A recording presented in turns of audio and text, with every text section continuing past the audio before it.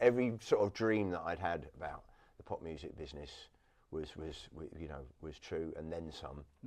And yeah, I haven't looked back since. I mean, if any of you are thinking of having a career in the music business, I really, really, really thoroughly recommend it. If you can crack it, it is the best job in the world, because you just spend your life being creative. You spend your life making people smile. You spend your life, and it's not just about your own ego or your bank balance. It's a very fulfilling job, and I still, I would, don't tell anyone, but I would do it for free if I didn't get paid for it.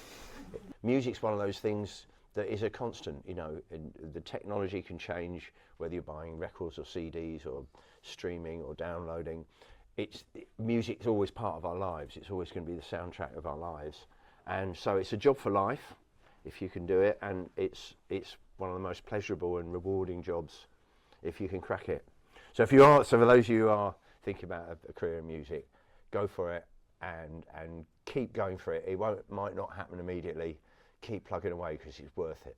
The opportunity for me, I've got 2 kids of my own of your age, and I consider it a privilege to be able to chat to you and try and inspire you in the way that I try and inspire my own kids.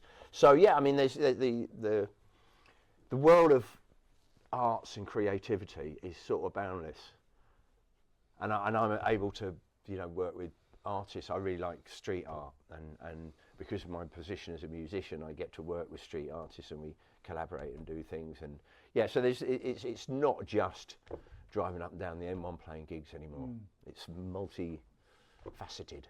DJing was something that I always did because I love music and I love the way it moves people. I love playing a favourite tune of mine and then seeing other people go, oh, this is good, or playing something that they hadn't heard for ages and then going, oh, I love this one. And so I really get off on that relationship of sharing your favourite music with other people. And that's another thing. So I passionately believe in grassroots venues, because all of you who are trying to make a career in music, you need these places to cut your teeth. You need these places to learn your stagecraft.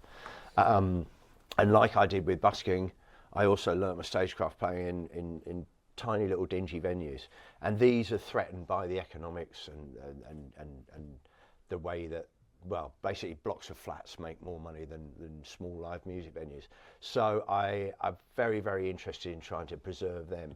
So I often play benefit gigs in pubs, like there's the pubs in Shoreham, just to help them out, and also raise awareness that for every Adele or Radiohead, they all started in these venues. They all learned their craft in these venues, and if you cut off those venues, it's like cutting off the roots, and then nothing will grow.